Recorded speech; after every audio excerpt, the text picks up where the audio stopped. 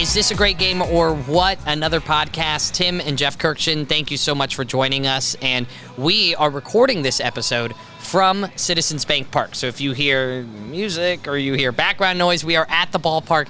Lou Gehrig Day 2024. We did a live stream show here on all of our social medias. They still live there, so if you want to go see it on YouTube, Facebook, or Twitter, please go and do so. And Lou Gehrig Day has been such a great day because we're raising awareness for ALS, and we talked to some incredible people. Right. It was a really important day. We spoke to Sam Hilliard today, who talked about his father, who died in 2021. We talked to Aaron Nola of the Phillies, who lost his uncle in 2021. We talked to Mike Piscotty, who lost his wife in 2018. And we talked to Brandon Crawford, who's so close to the Piscotty family. And at the end of this episode, instead of having one long interview with one person, we're going to take the best of the interviews that we did today, all of it ALS related, and it was just a wonderful day at the ballpark. And I really have to thank the Phillies because pregame, they mentioned and honored my brother Matt, and that's ultimately, Jeff, why you and I are doing this. We lost Uncle Matt to ALS in September of 23, so it's been a really important, really emotional, really powerful day, but it was beautiful. Also, during the live stream, we replayed the great interviews from Sarah Langs, who is an amazing mind in baseball, a statistician, and she is battling ALS. That's in our last episode of this podcast, a bonus episode that was released on Friday. And Boog Shambi, who has dedicated so much of his time in honor of his best friend, Tim Sheehy, who passed away from ALS through the organization Project Main Street. So if you want to go back and listen to those, you can. We've got a lot of great coming up. But let's talk, while we're here for Lou Gehrig Day, let's talk about Lou Gehrig, the player. Yeah, he's the greatest first baseman of all time, Jeff. I'm not sure there's even a close second. If he hadn't gotten sick, remember, he died at age 37. If he hadn't gotten sick, he would have retired as the all-time RBI and run scored leader. He won an MVP, 2 MVPs. He won a Triple Crown. He hit for the cycle twice. Jeff, 4 times he had a 200-hit, 40-homer season. Wow. The only active player who's ever done that even once is Ronald Acuna last year. Of the top 6 RBI seasons in baseball history, he has 3 of them. He had more RBIs than games played 5 different times. He's the first American League player ever to hit 4 homers in a game, and they came consecutively. He hit 23 Grand Slams, which was the Major League record, till Alex Rodriguez broke it.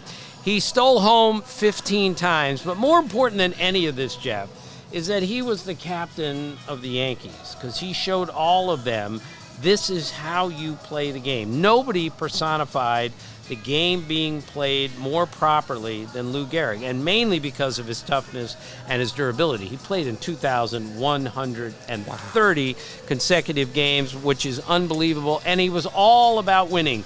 The only player in Major League history that ever hit 400 homers, and his winning percentage in games he played was over 600, was Lou Gehrig. 493 homers and a career winning percentage of .617, and one of the great nicknames ever, the Iron Horse. That sums up everything we need to know about Lou Gehrig.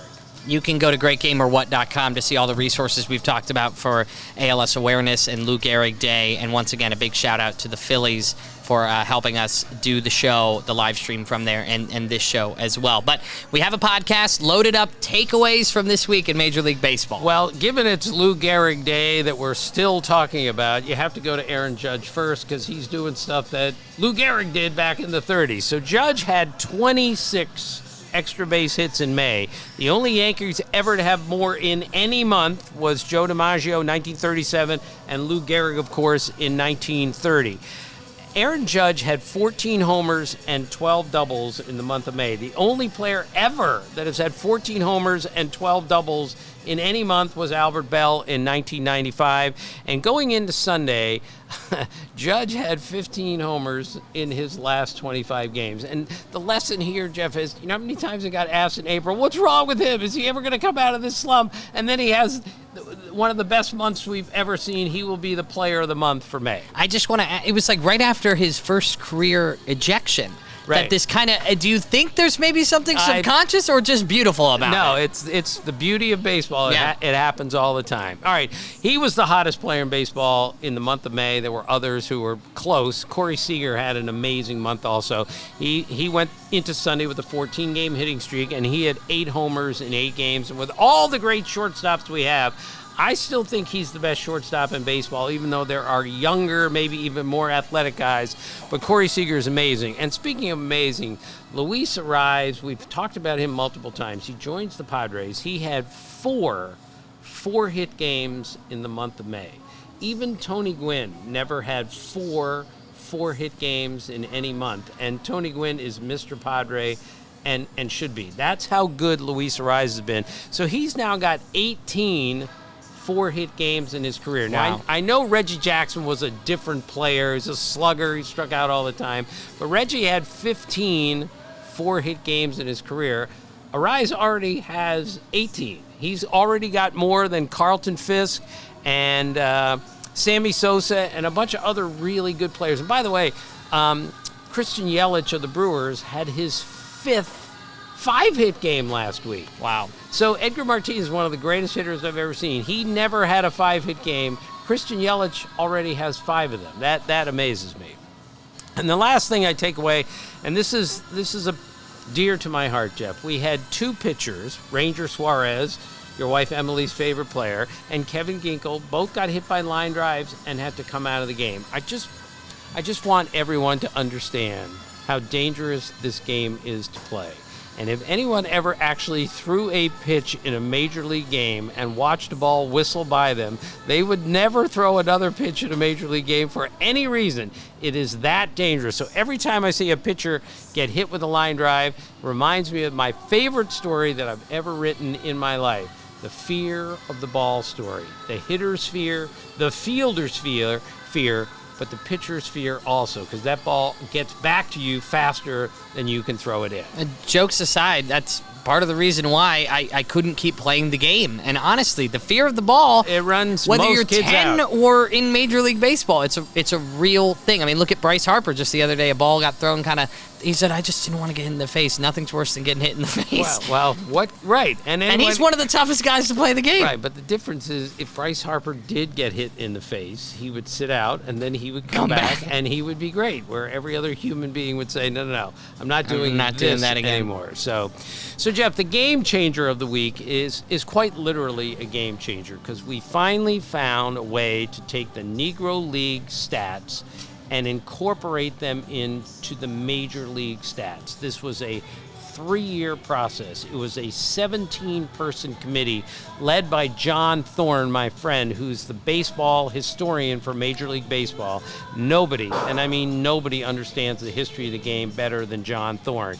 And I had a chat with him about this, and what makes this all work is this was done accurately, meaning if they looked at something and go, well, we can't tell if that's a double or a triple or a walk or a strikeout, then they're not using it. They're only using what they could prove. And all those geniuses, and I mean this in the nicest way, at Seamheads and Retro Sheet and the Elias Sports Bureau, they put all those numbers together, and now they matter. So now Josh Gibson is the all-time batting average leader ahead of Ty Cobb at 372. Josh Gibson now has a higher OPS than Babe Ruth, a higher slugging percentage career than Babe Ruth.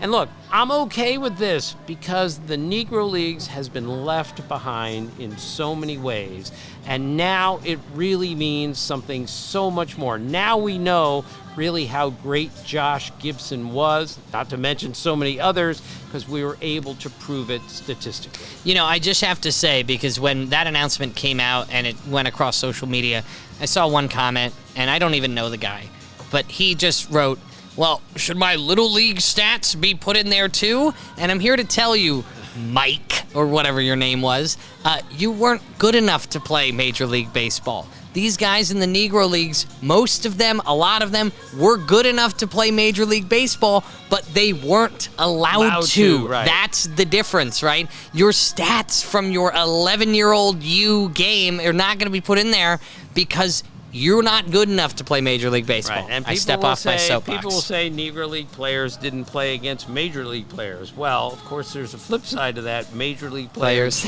didn't play against Negro League players. So I am totally okay with this. And now when you ask me who's the greatest catcher of all time, it's always been Johnny Bench. I may have to go to Josh Gibson now that we've proved a bunch of things statistically. Truly is a game changer for the stats of the history of Major League Baseball. You got any Quirkjians for us this week? Yeah, this is why Quirkjians are so much fun to do. There's a guy named Jeremiah Estrada who pitches for the Padres. He's only 25 years old. He's got a bright future, but he's banged around a little bit here and there, moved around. He recently struck out 13 batters in a row. That is a Major League record. Now, again, he did it over 3 relief appearances, which is a little bit easier to pitch an inning here, another inning here, and then 2 innings here. But he still struck out 13 consecutive batters. Now, what the beauty of baseball is that every great NBA record, you know how much I love basketball, is held by Wilt Chamberlain or Michael Jordan or LeBron James or Steph Curry. Yeah. Not somebody that maybe you haven't even heard of did something that Wilt Chamberlain never did. But Jeremiah Estrada did something that no one has ever done in baseball history. Although I must say, Tom Seaver, in his 19 strikeout game, Hall of Famer Tom Seaver, he struck out 10 in a row. He's a starting pitcher. He struck out the last 10 batters of the game. Now, with all due respect, that's slightly more impressive to strike out the last 10 of a complete game than... He struck out every batter in the 7th, 8th, and 9th inning after pitching how many pitches? Right. You would think it would start that way. That was Tom Seaver. All right, the Cardinals made an error. Defense is so good these days. Cardinals made an error in 12 straight games. The last team to go 12 in a row were the A's in 2015. They made an error in 15 games in a row. Speaking of strikeouts, Paul Skeens, who's going to be on the show every week, because he's been on every week since the day he came up, he struck out 9 batters on his 22nd birthday. So we looked this stuff up. So he has the most strikeouts on his birthday of any pitcher in the history of the Pirates, and he's only made 4 starts in his life for the Pirates. He's also the youngest player ever to strike out 9 batters on his birthday. The Elias helped me with that, as they should have. Also, Jeff, I'm amazed when anyone gets a hit anymore. The other day, we had 3 pitchers take a no-hitter into the 6th inning. 3. So I looked up the last time 3 pitchers have taken a no-hitter into the 6th inning on the same day. It's happened 2 other times this year. This is where we are now, Jeff. The pitching we see on a daily basis is absolutely breathtaking. The stuff is virtually unhittable. That's why the league is hitting 240. 3 guys took a no-hitter into the 6th inning, and it's happened 2 other times this year. Shohei Ohtani stole his 100th base. Very round number. So I looked up the most stolen bases in a career for a pitcher. Now, granted, not all 100 came as a pitcher, right? Because he's a DH now, and he was a DH. He stole most of them as a DH. Not the point. While Bill Donovan, since 1900, has the most steals ever for a pitcher career with 34. The only players who have ever made 50 starts in their careers and stolen 100 bases are someone named Joe Rogan. Didn't know that. Is that a talk show name? Joe? Yeah. His podcast is just a little bit bigger than ours.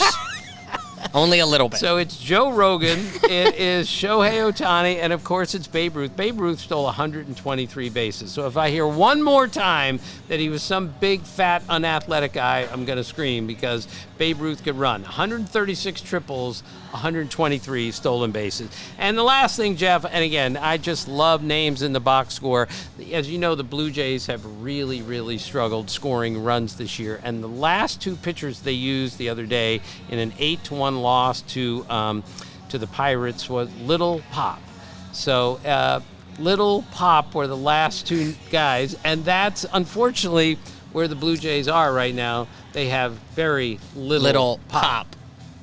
I just want to thank all of our great entries for Quirkjians at greatgameorwhat.com. People send them all the time, well, but I have to apologize because we are on location, as you might be able to hear a little different. I don't have my list, so I'm going to gather. You have my word to everybody who sends those Quirkjians, and I'm going to gather some of the best ones for next week's episode. because I feel like some people hear the Quirkjians and say, maybe they're going to read mine because we've read them in the past. I encourage people to send it in. I love these things. It's what separates baseball from the other sports. GreatGameOrWhat.com. You can scroll down. There's an entry form, or you can always hit us up on social media. Our social media manager, Madi, always sends those over to me as well. Great Game or What, wherever you do social media. So this date in baseball history, Jeff, again, a regular feature on our podcast. 1964, Sandy Koufax threw his third of what would be 4 no-hitters. I once asked Frank Robinson, one of my dear, dear friends, I asked him, I said, how'd you do against Bob Gibson? And Frank said, oh, I hit him good. I said, how'd you do against Juan Marichal? Oh, I hit him good. I said, how'd you do against Don Drysdale? He goes, oh, I hit him good. I said, how'd you do against Sandy Koufax? And he went, oh, nobody could hit that man. Wow. That's when I knew how great Sandy Koufax was. Also, happy 67th birthday today to Tony Pena, former catcher. And Tony Pena was a really good player and a really good defensive catcher, but he holds the distinction of the most games caught in Major League history, 1,950, without ever catching a no-hitter. You know, Jeff Torborg has caught 4, I think. And there are other guys who've caught multiple no-hitters, 3, 4 no-hitters. Tony Pena, 1,950, and never calling. Darren Erstad is his 50th birthday today. Darren Erstad of the Angels had 240 hits in the year 2000. He was also a punter at the University of Nebraska. So I went to him once, and I was doing something on football players and who played baseball, and I said, well, you and Kirk Gibson. All right, Kirk Gibson, of course, was a wide receiver, All-American at Michigan State. And Darren Erstad yelled at me. He says, don't you ever compare me to Kirk Gibson. That guy was an All-American wide receiver. I was a punter. Right. And to me, that was just beautiful how much respect he had for someone who got hit on every single play, like Kirk Gibson did. And last thing, a sad thing, but Don Zimmer, my dear friend Don Zimmer, former major leaguer, former major league manager, coach, and a guy that taught me so much about the game, he died 10 years ago today. And Zim had one of the great moments, one of the great epiphanies in my life. I was covering the 82 Rangers. I'm like 14 years old. I don't even know what I'm doing yet, but I love baseball, and it's all I've ever wanted to do. But the Rangers, managed by Don Zimmer, were awful. So I stagger into his office in the middle of May. The team had lost 10 games in a row. And Zim looks at me and he goes, what's wrong with you? I said, Zim, well, I got to tell you, I'm not having as much fun covering this team as I thought I would. And he looks at me and he goes, quit complaining. And I'm quoting here. He says, look at you. You're young. You're good looking. You got your whole life in front of you. He said, look at me. I'm old. I'm fat. I'm bald. I'm ugly. I got a plate in my head. And I've got this team to manage. I'm the one with all the worries.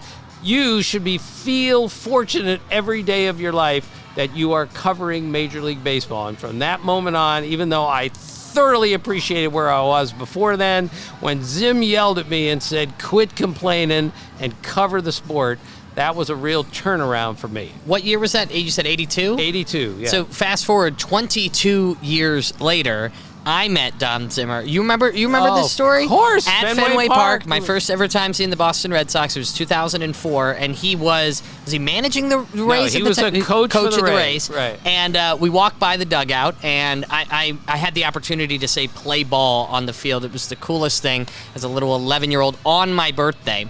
And there's a photo of... I have it at home. I have it at home, too. And beautiful. I can hear your laughter in a photo because he has his hat off, and he's probably making a joke about his head. Right. And his head made it into a title of your book, right? Right. They put his head on a quarter. It was called a Zim head quarter.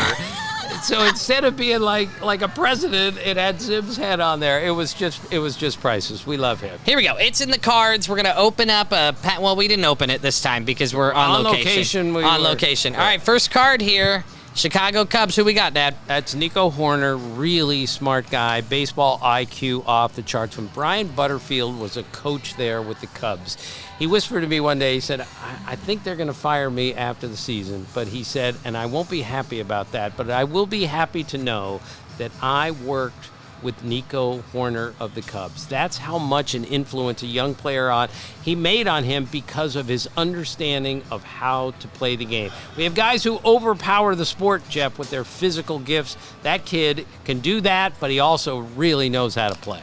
Here's Jordan Romano of the Toronto Blue Jays. Right, so Jordan Romano is Canadian. So I always call him Jordan Romano because that's how we would say it in our country. But in Canada, they pronounce it Jordan Romano. So he pronounces his name Jordan Romano, and everyone who does the team, broadcasters call him Jordan Romano because he said, that's how you pronounce my name. So I'm going to call him Jordan Romano from now on. Me too. I mean, I was a little nervous. I was pronouncing it wrong in the first place. Here we go. Next up for the Detroit Tigers, Eduardo Rodriguez. Right. Well, that's an old baseball card. He is now with the Diamondbacks. Oh. He is injured. He's coming back. I'll never forget the story that Alex Cora told me when Erod, as they call him, was on the Red Sox.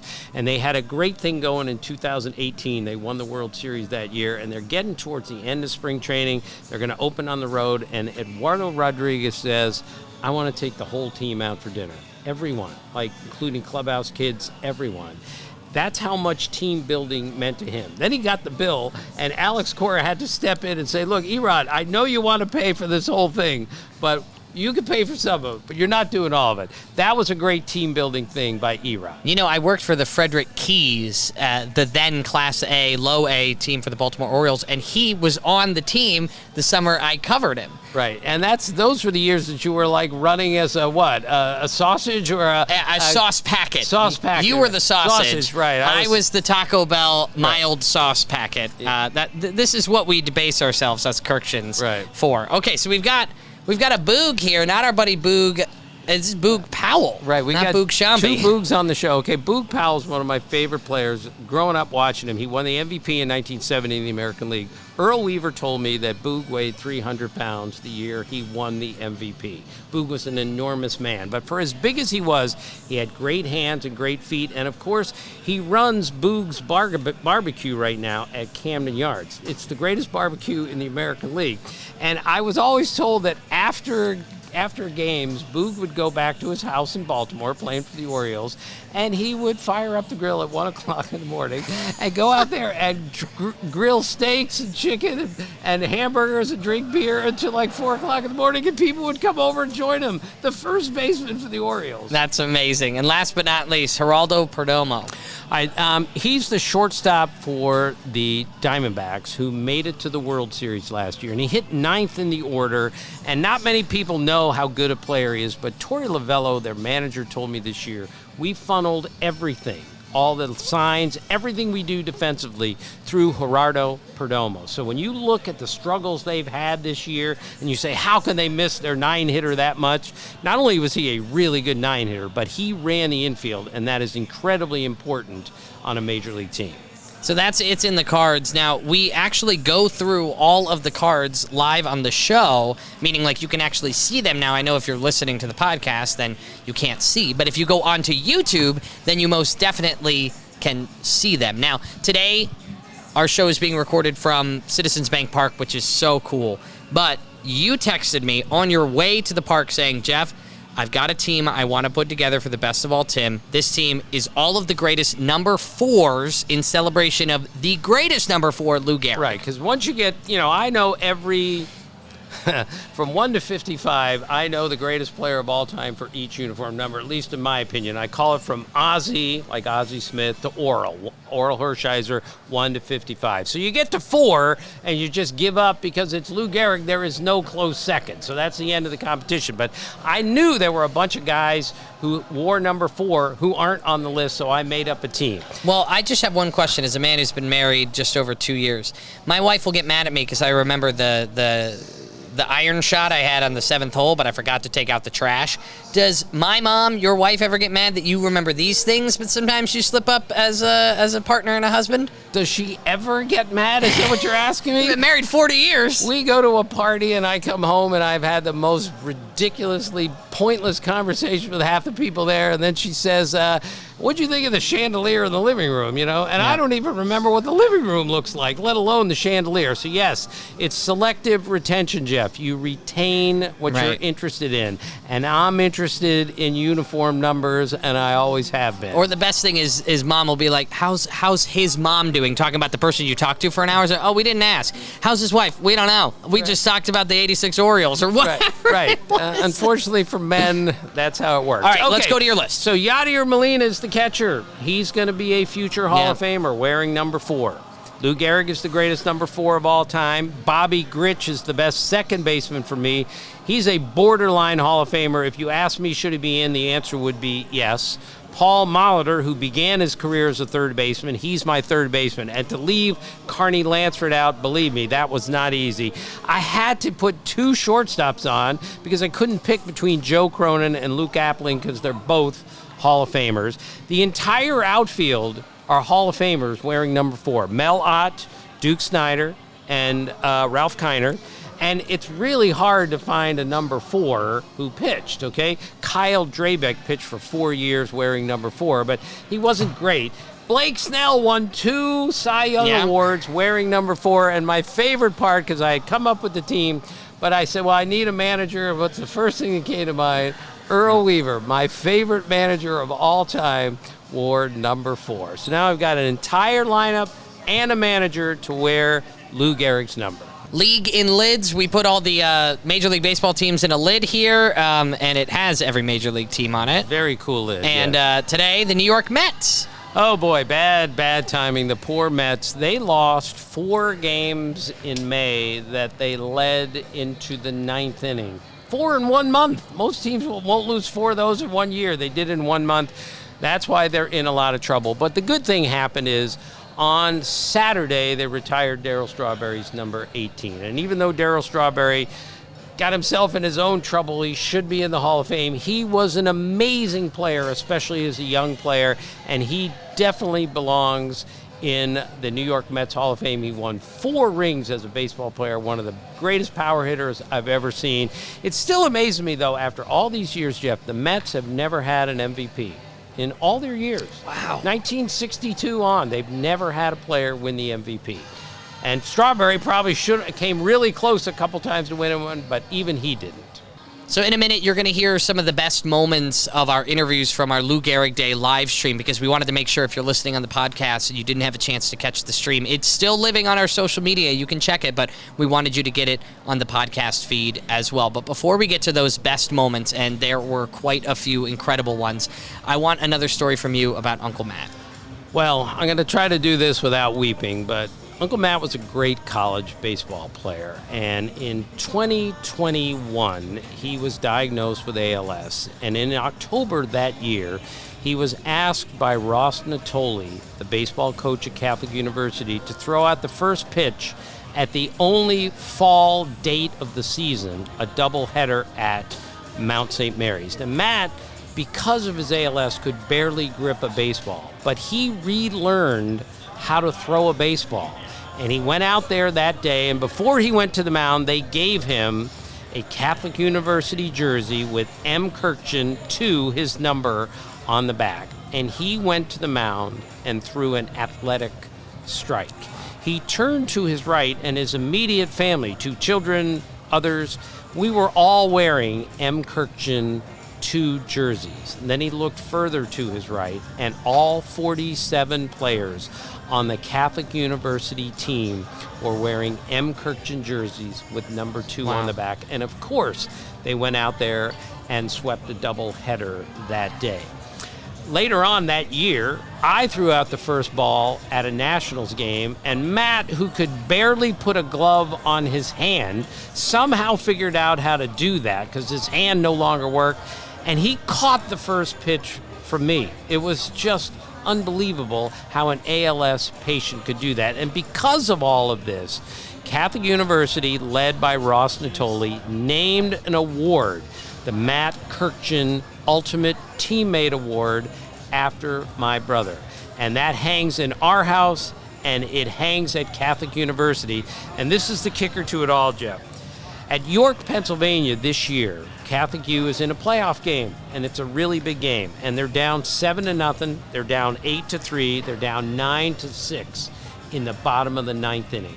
And they come back to win the game. Wow. And the two biggest stars, the first one was Zach Burton, who is the first winner of the Matt Kurkjian Ultimate Teammate Award. He was the first hero. The second hero was Justin McCarthy, who drove in 2 runs to win the game. And Justin McCarthy wore number 2, my brother's number. And Ross sent me a text and said, Matt is still with us. He was with us today. How great is that? Amazing.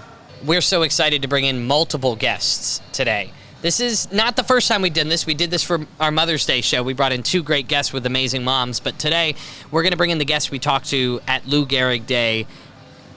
Aaron Nola of the Philadelphia Phillies, Brandon Crawford of San Francisco Giants, now St. Louis Cardinals. Right. And Sam Hilliard is going to be joining us. Mike Piscotty is going to be joining us. All of these moments are kind of our highlights, I guess, from our live stream show that we did this past Sunday. Right, and they will make you laugh and they will make you cry. These were powerful moments from people who have experienced ALS firsthand. It's well worth a listen.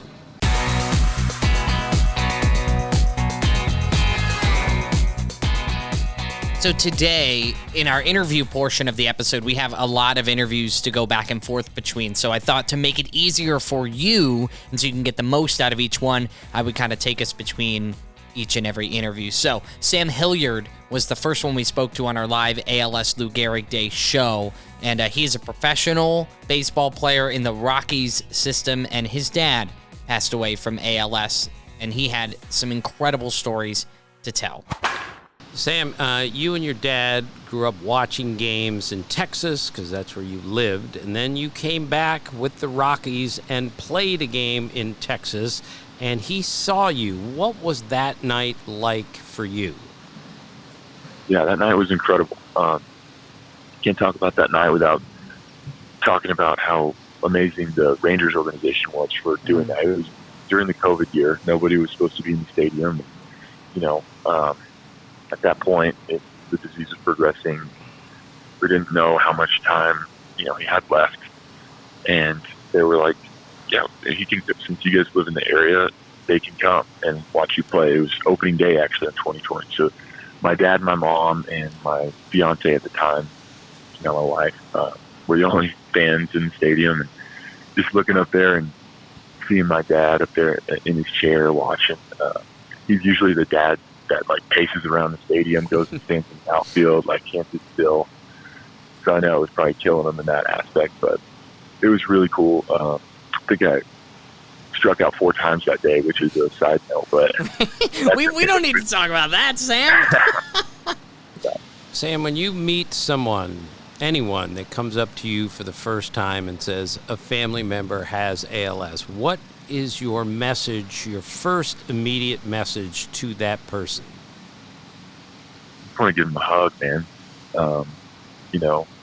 Just say I'm sorry and we're in this together. Because I know exactly kind of what you're going through, and they're all different, right? Everyone progresses at different speeds. Everyone has a different journey. But just want to tell them, hey, I'm sorry. There's nothing I can say to help you. Just know that I'm here for you. Give them a hug. I'm praying for you, and hang in there type of message, something like that. There's such relief, though, Sam, and I'm sure you feel this way, too. There's almost like a barrier that's put down when you're talking to somebody who's been through it, and you could liken this to cancer. You could liken this to so many terrible diseases, right? When you're in front of somebody who knows, right, there's a defense that you can let down, because even though you say there's nothing I can say, Sam, I would say to you, we don't need to say anything. Just look it in your eyes. You know what it's like firsthand. We know what it's like firsthand. And so your comfort and your words to somebody, they do speak volumes. And your work that your organization does is incredible. And for you to come onto the stream today, it really does mean a lot to us. We really appreciate it. And last thing from me, Sam, after your dad was diagnosed, were you did you become even more curious about who Lou Gehrig was and what happened to him? Yeah, definitely. Whenever I found out it was also referred to as Lou Gehrig's disease, obviously being in baseball, I'm aware of the greatness that is Lou Gehrig and how amazing he was and what a great dude he was as well. But it made me a little bit more interested in, over the years, kind of learning a little bit more about him and the way he handled it is just like kind of eye-opening. He's such an incredible man, and he's gone too soon, but an incredible man, incredible baseball players. One player we had join us live was Aaron Nola, Philadelphia Phillies starting pitcher. His uncle passed away from ALS, and he was able to join us. It was an off day for him, thankfully, so that he had the chance to swing by where we were live streaming. And I think it's really amazing what he thinks the purpose of a baseball player when it comes to off the field should be. Take a listen.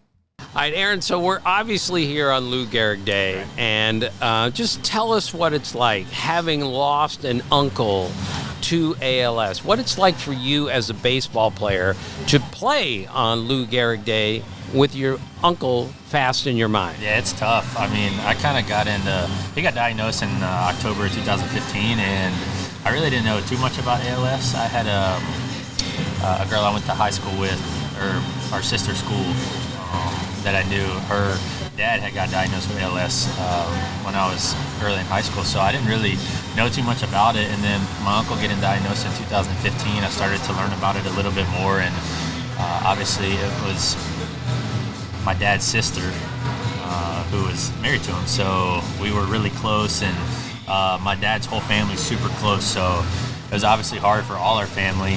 And to be able to be with Philly and how much they do with ALS here, we got to meet a lot of them who have it, and were able to come in the clubhouse and talk to us, and we got to meet ones that have had it for, a couple months to ones that it's only affected their arm for 13, 14, 15 years, which is crazy because you really don't know how long or how quick it's going to affect the body, right? So I think that's one of the hardest parts too.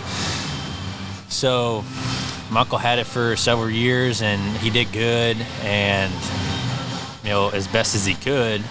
But the biggest thing that I saw in him and anybody who has the disease is their attitude was amazing, right? Wow. So the determination that they're going to beat this illness is, second to none, and that's a common theme that I see in all the ones that get diagnosed with it. Right. Tell us more about Uncle Alan. What kind of guy was he?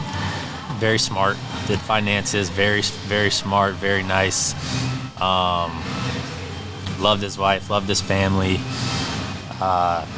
It was obviously tragic that he come down with it, and that's the hard part about ALS. You just don't know who's going to come down with it, and to see him go through it sucks, right? But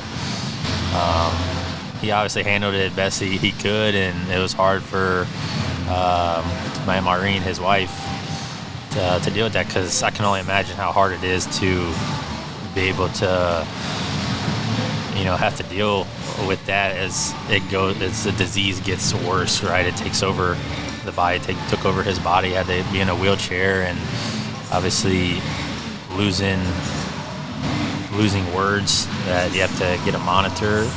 But she is a rock star. She still is. But it was tough. I think the attitude that you brought up that a lot of ALS patients have, you're spot on it. I mean, my uncle, so resilient. And you look at your uncle, you look at my uncle, you look at these other patients, and you think to yourself, I don't think I would have that within me. Yeah. But he always said that, this is going to be harder on you guys than it's going to be on us. And that always shocked me, because we're not the ones with this debilitating disease.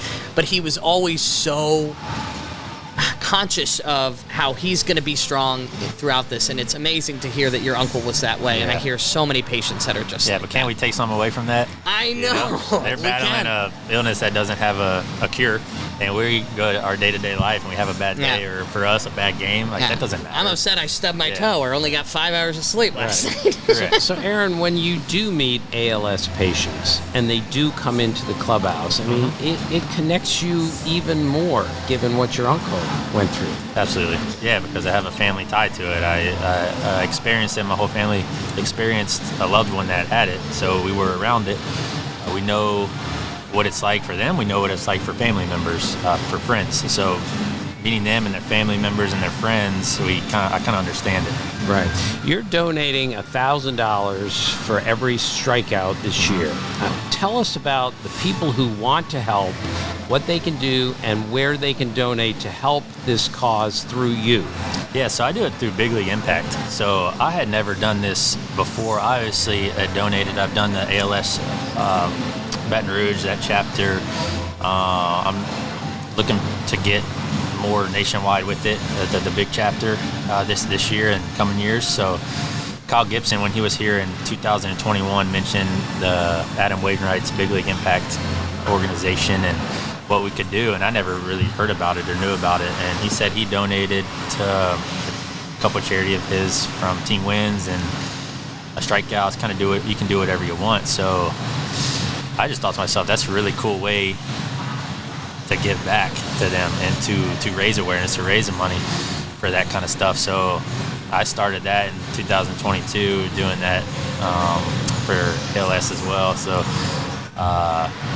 and up the money a little bit this year. So I just think it's a really cool way for having for strikeouts and for team wins to raise that. So when you punch out 11 guys, do you ever stop yourself and say, for sure. I really helped today. Not only did we win the game and I pitched really well, but I really helped a good cause. Yeah, I just think going back to the days that they have compared to the days that we have, right? 11 strikeout day is good, but it doesn't really matter.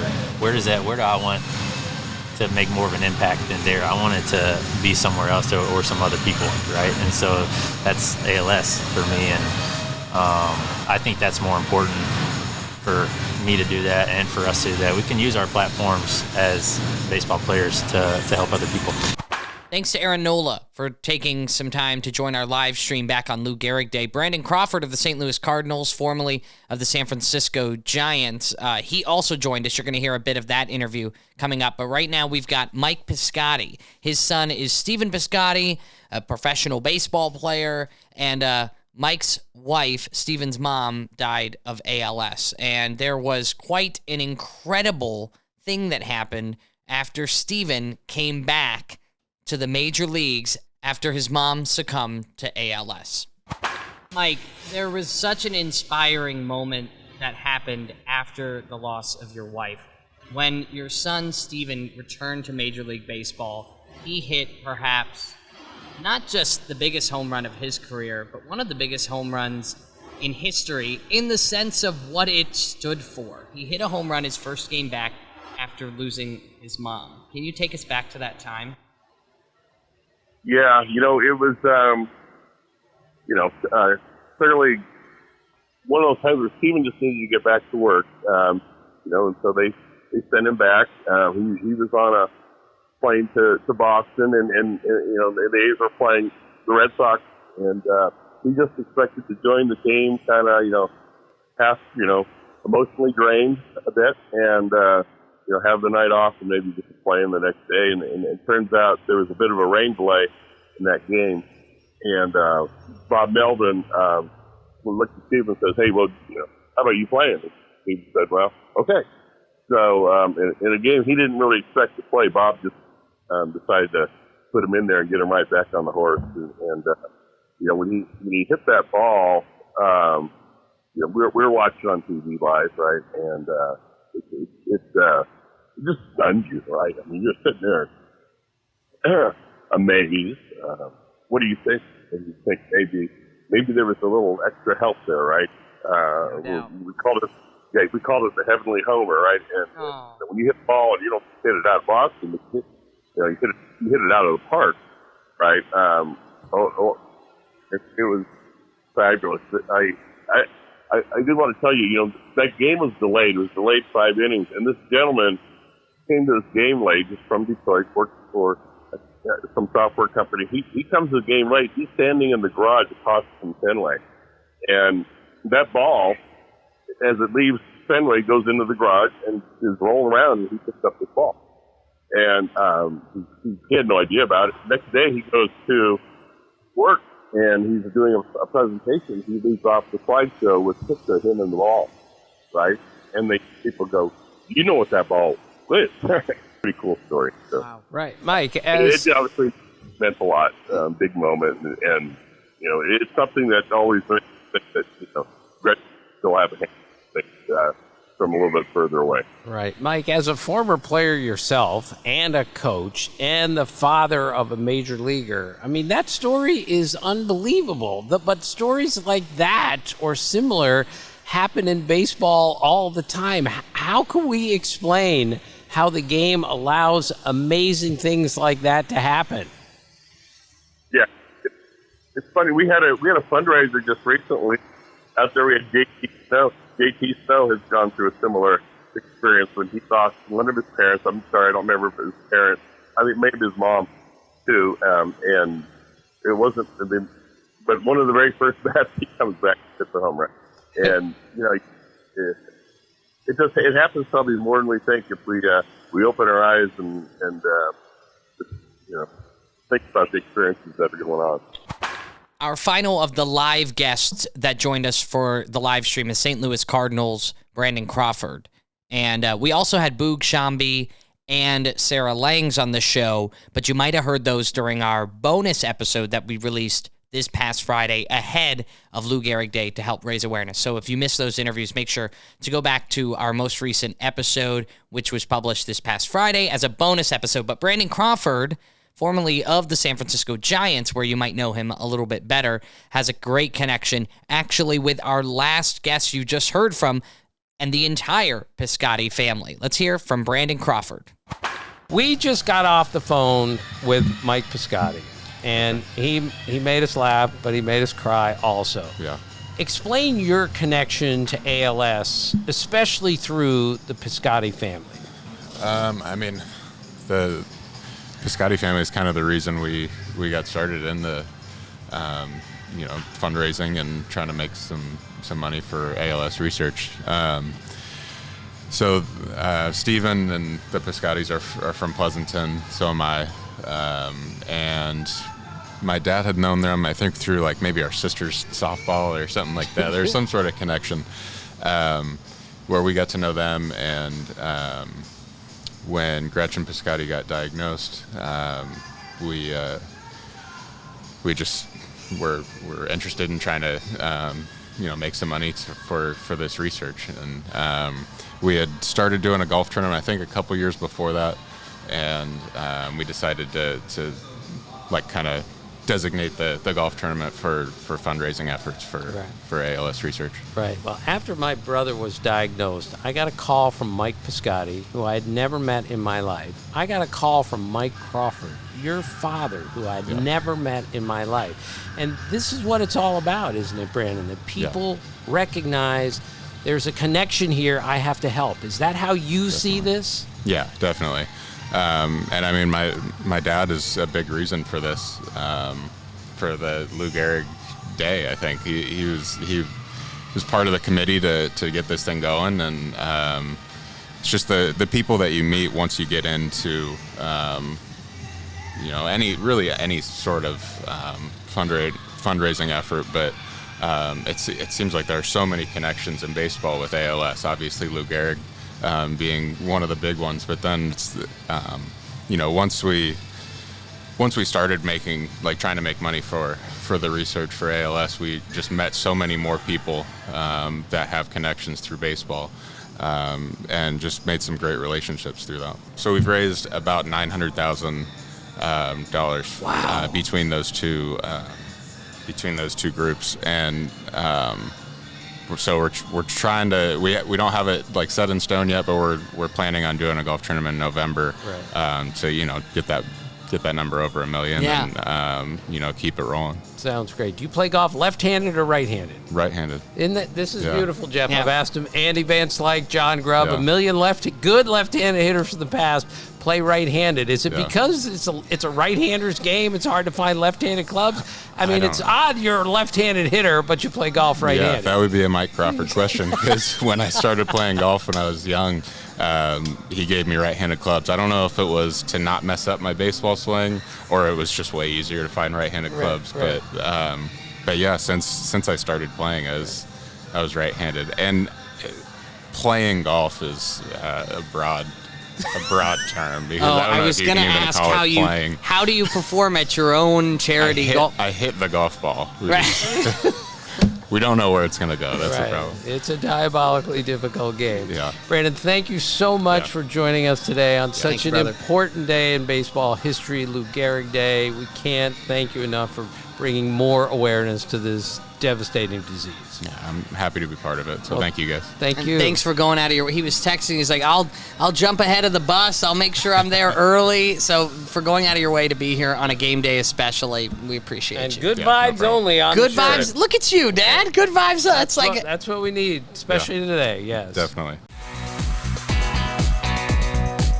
Thank you to all of our amazing guests who joined us at our live stream Lou Gehrig show. If you want to check out the whole show, you can on our social media at Great Game or What. And I mean, this kind of concludes, Dad, and wraps up, at least for this season.